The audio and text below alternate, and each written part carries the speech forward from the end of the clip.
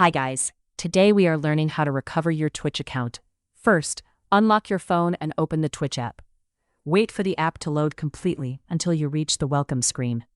From here, you can begin the account recovery process if you're unable to sign in.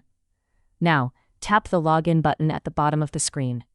This will take you to the login page, where you can either sign in normally or recover access if you've forgotten your password.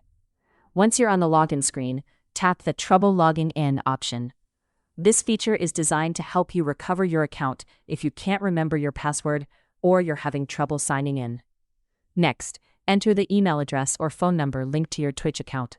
Make sure the information is correct so Twitch can find your account and send you the recovery instructions.